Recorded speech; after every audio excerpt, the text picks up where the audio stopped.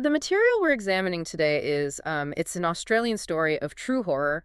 It's a case so dark and protracted that it really redefined the limits of systematic cruelty in the country's criminal history. It did. We are going to be conducting an in-depth examination of the events known collectively as the Snowtown murders, or I suppose, as the media and public came to call them, the bodies in barrels murders. And that phrase, bodies in barrels, it instantly evokes this sheer chilling logistics of it all.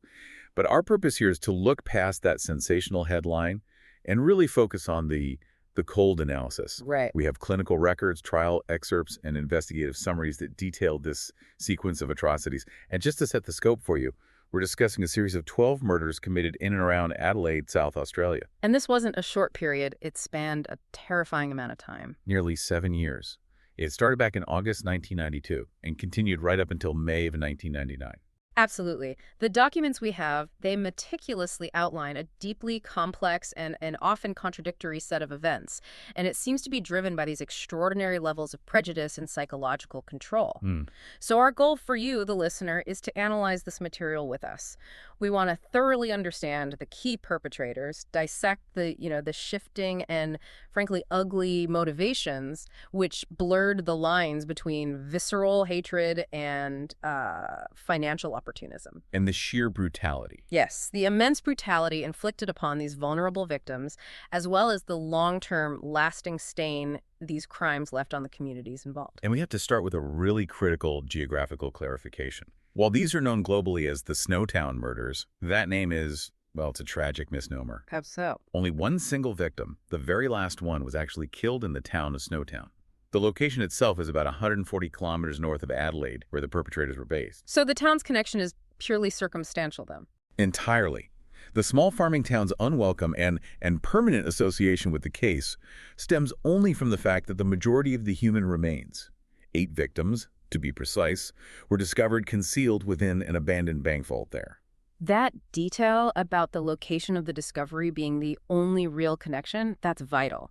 It speaks to the logistical effort the killers eventually undertook to hide their crimes, not where the violence actually originated. Exactly. Okay, so let's unpack the people responsible. Let's introduce the central figures who orchestrated and inflicted all this violence.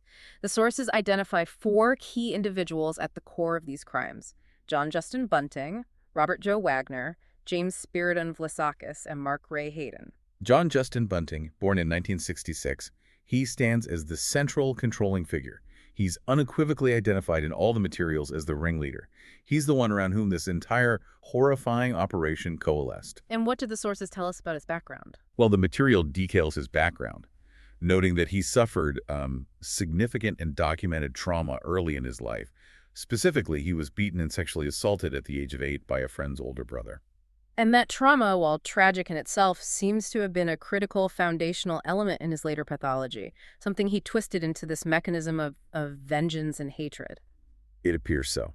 That initial experience seems to have tragically cemented a very specific path for him, especially when you combine it with certain developing characteristics that suggested a profound and disturbing fascination with violence and control. What kind of characteristics are we talking about? The sources report that Bunting held these deep personal interests, which included a really disturbing enjoyment of, and I'm quoting here, weaponry, photography, and anatomy. When we look at the methods he later employed, particularly the meticulous, almost surgical dismemberment and the use of extreme torture, those interests take on an incredibly sinister context. And this predisposition for, and comfort with, violence was evident early in his adult working life.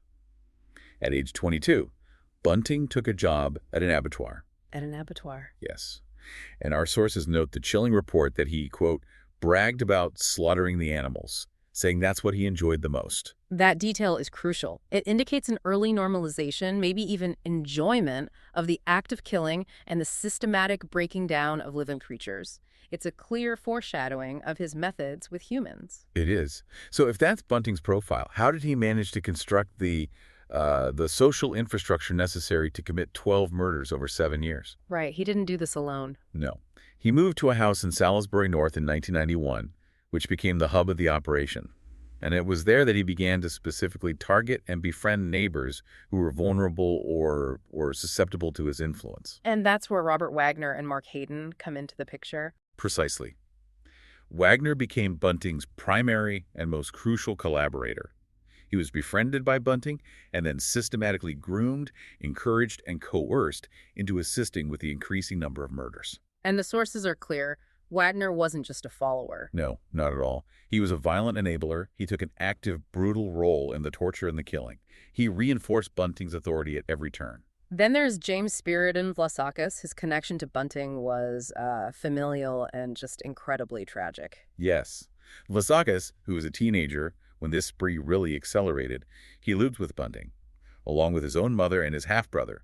He was born in 1979 and was gradually and systematically drawn into assisting with the murders. It's a horrifying process of forced co-option. Vlasakis' involvement presents a depth of psychological manipulation that is just hard to comprehend because it crossed direct family lines. He was involved in the killing of his own family members. The sources state it plainly. He was involved in the torture and killing of his own half-brother, Troy Eude, and his stepbrother, David Johnson. However, Vlasakis later became absolutely critical to the prosecution's case, He became a witness. a key crown witness.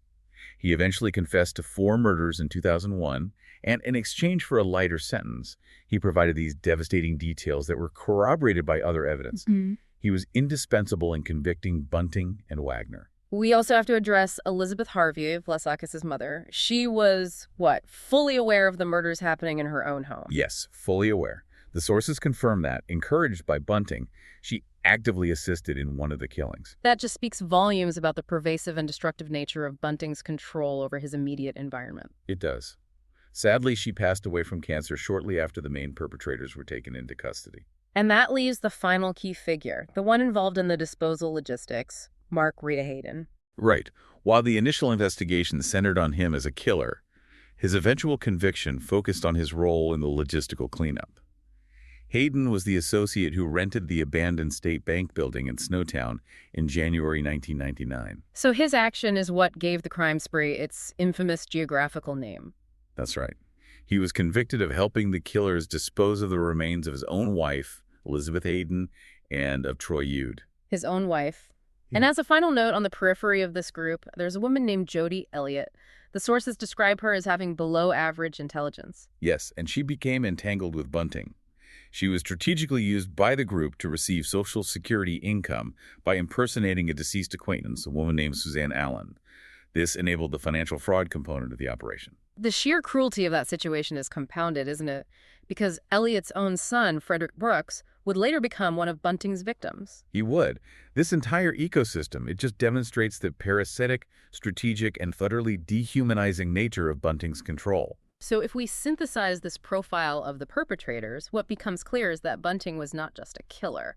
He was a masterful recruiter and a manipulator. Absolutely. He sought out individuals who were vulnerable, socially isolated, or lacking intellectual capacity, and he gradually normalized extreme violence for them. This cultivation of accomplices, leading them to commit acts against their own family members and associates, that seems to be the defining characteristic of his leadership. It really is. And that analysis leads us directly into the complexity of the motivations driving this violence.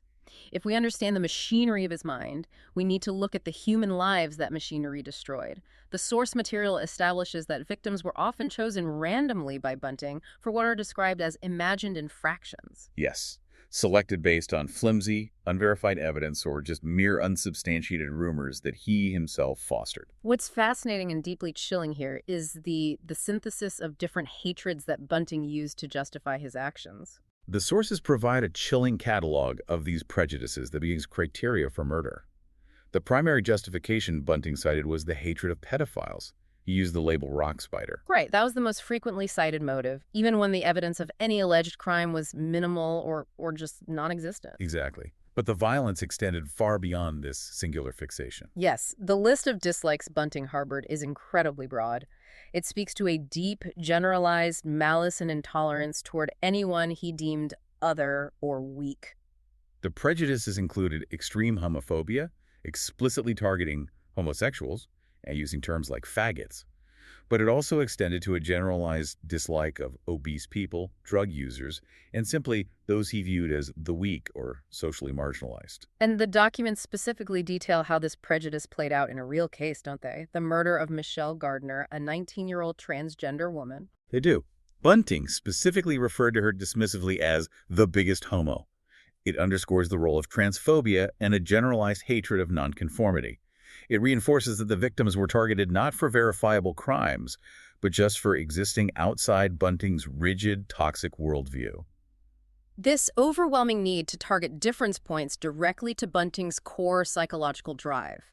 Forensic psychiatric analysis presented in the source material suggested Bunting exhibited a severe lack of emotion and empathy. Yes, he fit the profile of a psychopathic killer who derived profound satisfaction not just from the act of murder itself, but from exercising absolute control and total domination over his victims. And that control factor, it permeated every aspect of the crime. Every single aspect. The sources detail the horrific ritualistic demands placed upon the victims before and during their final hours. Bunting forced his victims to use specific subservient titles for him. Titles like God, Master, Chief Inspector, and Lord Sir. Exactly. This was far more than simple violence. It was systematic, ritualistic dehumanization designed to solidify his power and ensure the absolute psychological compliance of his accomplices. And to give the system of hatred and paranoia a physical, functional manifestation, Bunting created what the sources call the rock spider wall. This is where his process becomes almost administrative in its cruelty. Can you detail how that chart functioned? This wall was a critical piece of Bunting's operation and his psychological world. He used a spare room in his Salisbury North house to fashion a chart using paper notes and colored yarn. It was an interconnected web of names. Names of people Bunting suspected of something? People Bunting alone suspected of being pedophiles or homosexuals. Crucially, he didn't consult with others on who deserved to be on the wall. It was a unilateral decision that fed his paranoia. And from this chart, he'd select his next target. Yes, he'd select his next target, and often he would proceed to call and threaten the person first. It functioned as this warped planning board, a perverse manifesto, and a constant justification for the violence they were committing. The rock spider wall vividly illustrates that the motives were primarily psychological, driven by prejudice, paranoia, and the need for control. But we can't ignore the systematic financial layer that facilitated this spree. No, we can't. The sources detail the sophisticated, systematic appropriation of the victims' identities, their Social Security payments, and their bank accounts immediately following the murders. So this financial component was a secondary yet essential operational element of the crimes. It was. The perpetrators, or their associates like Jody Elliott, would strategically impersonate the victims to continue collecting pensions or welfare benefits, often for months or even years. The total collected in this manner was substantial. How much are we talking about? The sources stated added up to $897,200. This influx of cash allowed the group to sustain their lifestyle and, critically, avoid working traditional jobs, which kept them sequestered and focused on their violence. But the source material is exceptionally clear on this critical analytical distinction. Financial fraud was not believed to be the main impetus for the murders. No, it was an opportunistic benefit. It was a logistical byproduct of the control they exerted.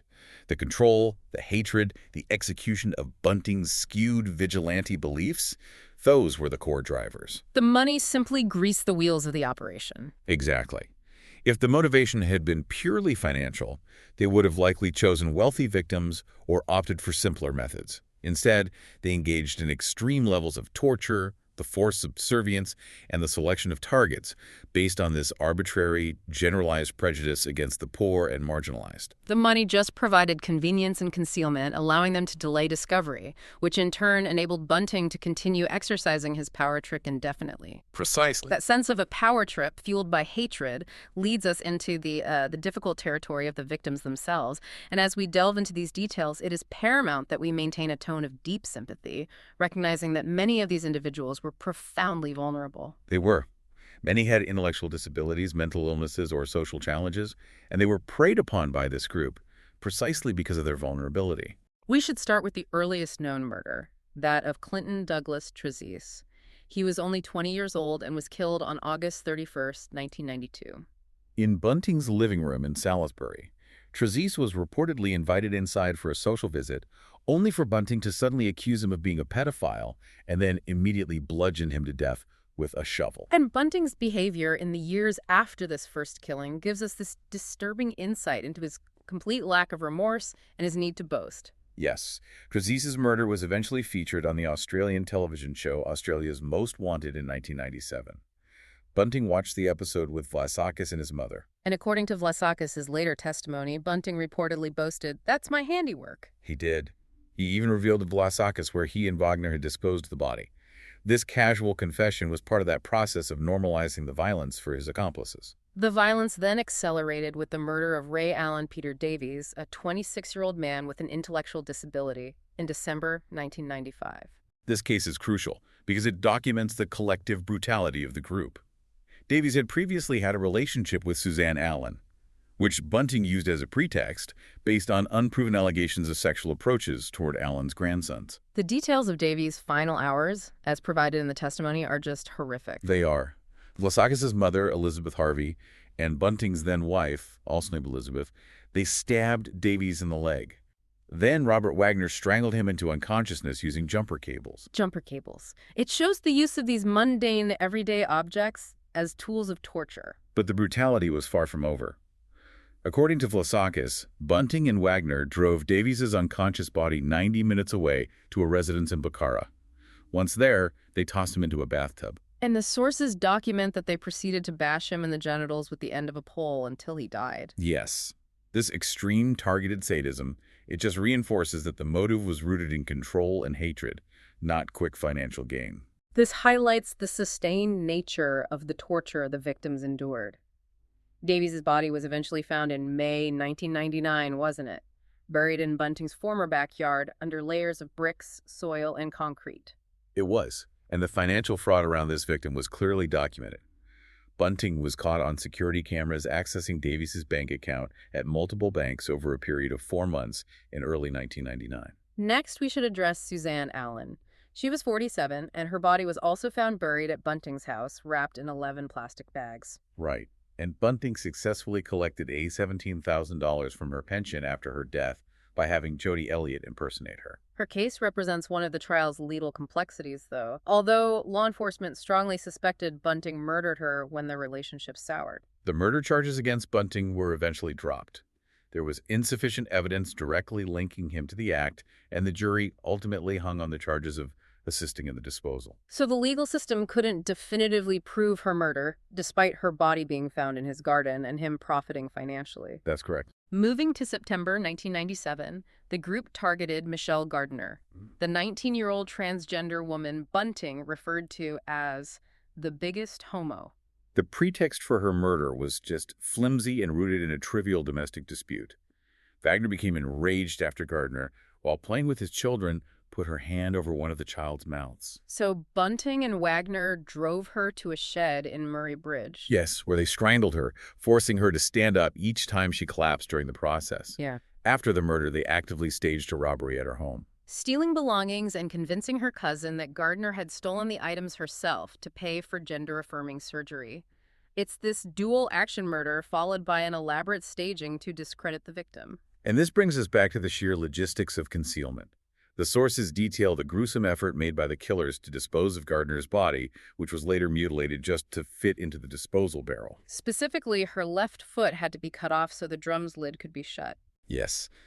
And when her remains were found in the Snowtown bank vault, the rope used to strangle her was still around her neck, reinforcing the nature of her death. A tragic pattern that emerges is how quickly the violence turned onto those within the perpetrator's own circle. It proves that Bunting's loyalty was non-existent. Absolutely. Take Vanessa Lane, 42, Wagner's ex-partner. She became a target in October 1997.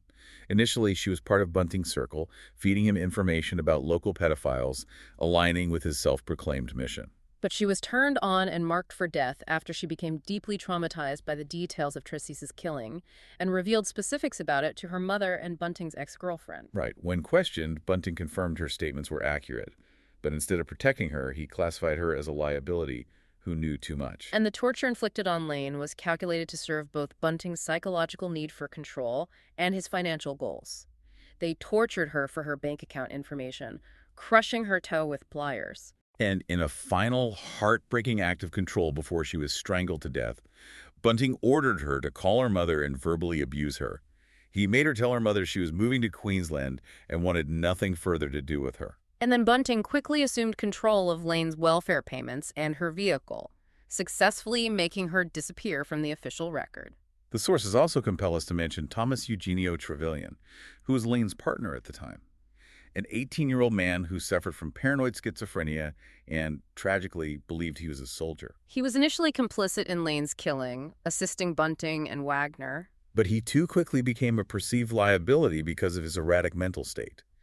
In November 1997, after Trevelyan was stopped by police while trying to kill a dog with his knife, Bunting determined he had started to go mental and was becoming too much of a risk. So they drove him to the Adelaide Hills, where Bunting and Wagner placed a noose over his neck. His body was discovered hanging from a tree the following day. And given his known history of suicide attempts, the coroner initially ruled his death a suicide. Yet another example of Bunting successfully making a death look routine. Moving into 1999, the violence became even more intimate for the accomplices. Troy Ude, 21, Vlasakis' half-brother, was murdered. And Vlasakis had previously confided in Bunting that Ude had sexually abused him at age 13. A confession Bunting ruthlessly weaponized to justify the murder and coerce Vlasakis into participating. This act was a horrifying demonstration of Bunting's control over Vlasakis. Bunting and Wagner actually woke Vlasakis while he was sleeping and informed him that they were going to kill his brother. And Vlasakis was then coerced into helping handcuff and tie up his own brother after he was beaten. They dragged Ude into the bathroom, where they beat him again, demanding his financial information. This is where the technological dimension of Bunting's methodical control is so profoundly disturbing. It is.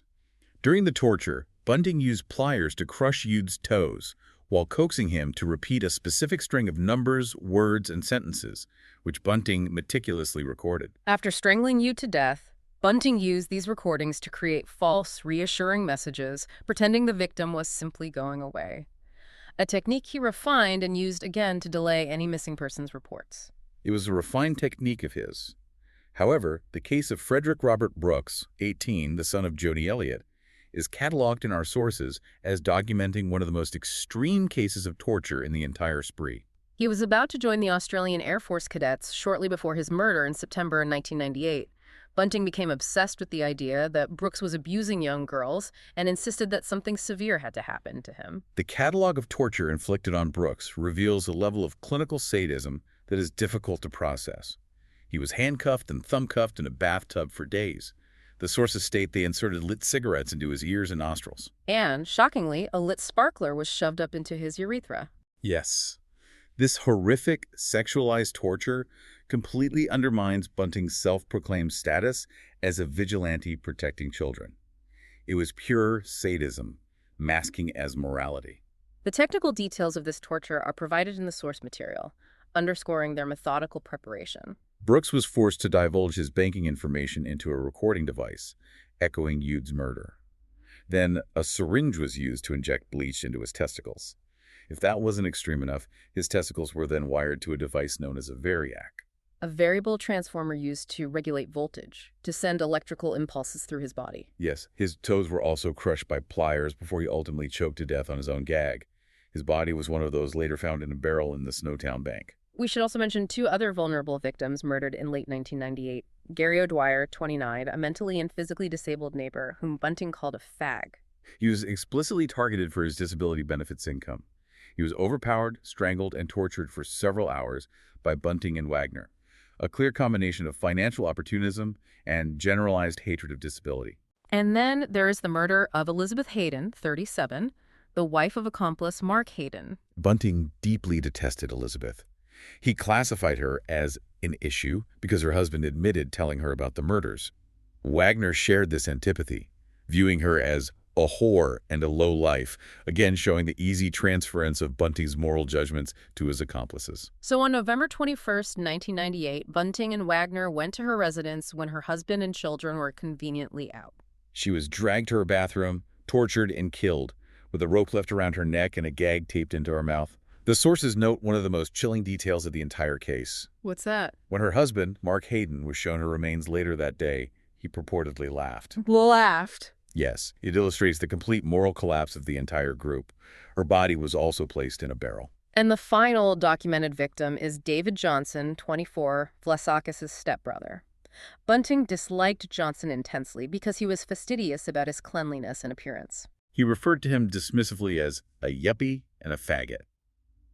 Once again, the justification was based entirely on Bunting's arbitrary prejudices. So Bunting instructed Vlasakis to lure Johnson to the Snowtown bank building under the pretense of buying a cheap computer. And Johnson was overpowered as soon as he entered the building, marking him as the only victim actually killed in the town of Snowtown, cementing the name of the future crime. And it is the shocking aftermath of David Johnson's murder that revealed the ultimate extreme of the group's pathology, providing evidence of a truly unprecedented level of depravity. Our sources confirm that after the killing, a piece of flesh taken from Johnson was fried and subsequently eaten by Bunting and Wagner.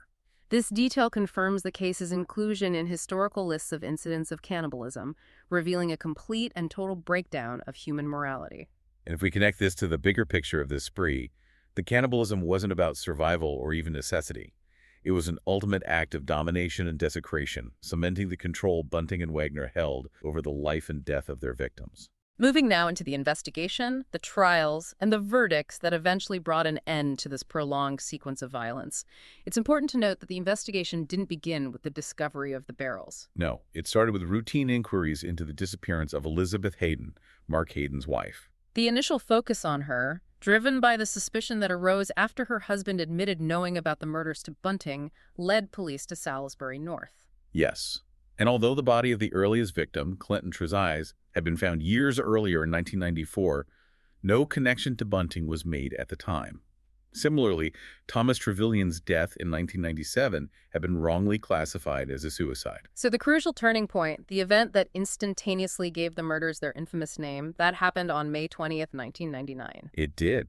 Acting on information, the South Australian police entered the disused state bank vault in Snowtown and found the remains of 8 victims inside 6 plastic barrels. This discovery immediately dubbed them the bodies and barrels murders. Yes. And based on the forensic evidence, police theorized that the bodies had been stored in various locations across South Australia, including Bunting's house, before being moved to Snowtown in 1999.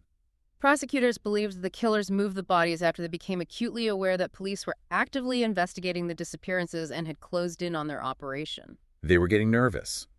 The investigation accelerated rapidly after the Snowtown discovery.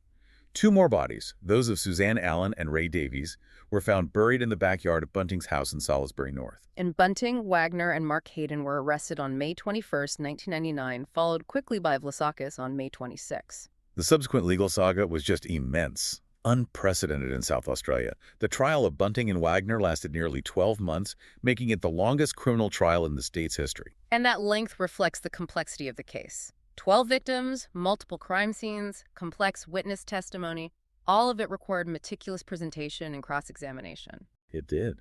The trial was also notable for the extensive use of suppression orders. These court orders initially prevented the publication of many of the horrific details of the torture and murder that we now know. It was a complex legal strategy aimed at preserving the integrity of the investigation, protecting witnesses, and ensuring that the intense media coverage didn't prejudice the jury pool. For 12 months, the public was largely kept in the dark about the full scale of Bunting's operation, and the complexity of the trial was compounded by the reliance on James Vlasakis' testimony. As a key Crown witness, Vlasakis had participated in the crimes, including the murder of his own family members.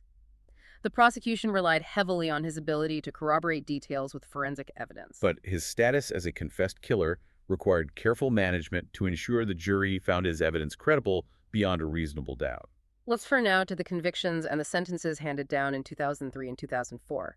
Justice Brian Ross Martin determined that John Bunting was unequivocally the ringleader. And Bunting was convicted of 11 murders. He received 11 consecutive terms of life imprisonment without the possibility of parole. This rare consecutive sentence effectively means he will die in prison. And Robert Wagner? Wagner was convicted of 10 murders, even though he had initially confessed to only 3. He received 10 consecutive life terms without parole, reflecting the court's view of his deep complicity. At his sentencing, Wagner made a statement from the dock, didn't he? He did. He claimed his actions were necessary because he believed authorities failed to act. He said, "Pedophiles were doing terrible things to children. The authorities didn't do anything about it. I decided to take action. I took that action. Thank you." This statement is important because, while impartial sources must report it, it just reinforces that completely warped vigilante justification Bunting instilled in the group. despite the fact that their victims were overwhelmingly vulnerable people targeted for completely unrelated reasons. Exactly. Reasons including disability and financial status. And Vlasakis, who cooperated in pleading guilty to 4 murders, he was sentenced to 4 consecutive life sentences, but received a specific non-parole period of 26 years. That substantially reduced sentence was the legal reward for his cooperation, which was deemed essential in securing the convictions of Bunting and Wagner. And finally, Mark Hayden, who played the logistical role of disposing of the remains. He was convicted of 5 counts of assisting with the murders and sentenced to 25 years with an 18-year non-parole period. The jury did not reach a decision on 2 murder charges against him, but those charges were not retried after his plea bargain. We also have some crucial recent developments regarding sentencing and parole that demonstrate the ongoing legal legacy of this case. Yes, Mark Hayden, the accomplice convicted of disposal assistance, was granted parole in February 2024. Authorities cited his excellent behavior and rehabilitation efforts in prison. Hayden was released in April 2024 and completed his residency at the Adelaide Pre-Release Center in May 2024, moving into the community under strict supervision. This decision, though controversial, it reflects the legal distinction between actively committing murder and assisting with disposal, and the success of parole boards in distinguishing between those 2 levels of involvement. Furthermore, the sources confirm that James Vlasakis, having served his 26-year non-parole period, was granted parole in August 2025. These developments, occurring nearly 2 decades after the verdicts, remind us that the legacy of this case continues to test the boundaries of the Australian justice system, even as the main perpetrators, Bunting and Wagner, remain behind bars for the rest of their natural lives. Let's move into the aftermath, focusing on the lasting stigma attached to the geography of the crime. For the tiny town of Snowtown, the notoriety of the murders led to some immediate and strange consequences. It did. Initially, there was a short-term economic boost from dark tourists visiting the town, hoping to see the location of the notorious crimes. But this notoriety came at an immense cost, creating a profound and lasting stigma. Media reports, shortly after the discovery, and again years later, concluded that Snowtown would be forever stigmatized due to its association with the bodies in barrels. As the true crime genre has grown globally, Snowtown has become a permanent shorthand for horror. And the community tried to address this stigma directly. I mean, it highlights the immediate trauma and social embarrassment the association caused. Yes. Shortly after the discovery, there was a serious discussion about changing the town's name entirely, specifically to Rosetown. This gesture of attempting to erase the association was powerful, though ultimately it was never implemented. The difficulty of overcoming this notoriety is further reflected in how local businesses responded. The sources mentioned that as recently as 2012, one shop was reportedly selling souvenirs capitalizing on the murder's notoriety. Which is an uncomfortable example of the monetization of atrocity and the difficulty local residents had controlling the narrative surrounding their home. The physical crime scenes themselves have undergone significant efforts to erase the trauma. The house in Salisbury North where Bunting lived and where 2 bodies were secretly buried was completely demolished. That was a decisive action by its owner, the South Australian Housing Trust, designed to prevent the location from becoming a pilgrimage site for morbid tourists. The infamous bank vault in Snowtown, however, proved harder to escape its fate. It did. It was put up for auction in February 2012, but failed to meet its reserve price, indicating the commercial liability of the location. It was eventually sold later that year for just over $885,000. And the new owners intended to live in the attached house and run a business. Yes, and a small but deeply vital gesture was made there by the community. A commemorative plaque was installed to remember the victims, shifting the focus from the act of murder to the lives that were lost. This case is undeniably a defining moment in Australian crime history, and its legacy remains strongly preserved in media, ensuring it's a continuing part of the national dialogue. We have to mention the critically acclaimed 2011 feature film, Snowtown. A film which dramatized the murders with stark realism. And beyond that film, the sources detail the persistent media presence surrounding the case. Multiple books, documentaries, and recurring segments on true crime broadcasts like Crime Investigation Australia and Crimes That Shook Australia. Along with countless discussions across various media platforms, this pervasive coverage ensures that the facts of the Snowtown murders, from the role of the perpetrators to the systematic torture inflicted, remain well known and constantly scrutinized. It does. This comprehensive exploration brings us to our final reflection on this devastating series of events. To summarize the horrific breadth of these crimes, we have examined a case driven primarily by generalized prejudice, Bunting's extreme need for absolute control, and opportunistic financial fraud. Resulting in one of Australia's most publicized legal histories, marked by incredible sadness for the victims and profound cruelty from the perpetrators. And given the extreme lengths taken by the community and authorities to create physical and social distance from the acts, demolishing the houses, installing the plaque to commemorate the dead, and even discussing changing the town's name. The case raises a significant and challenging question for consideration. When a physical place becomes so inextricably linked to such extreme systemic violence, can that community ever truly reclaim its original identity? Or is the geography of atrocity permanently imprinted in public consciousness? That is a powerful and challenging thought to leave with you, one that speaks directly to the lasting repercussions of hatred and the social memory of extreme violence. Thanks for listening.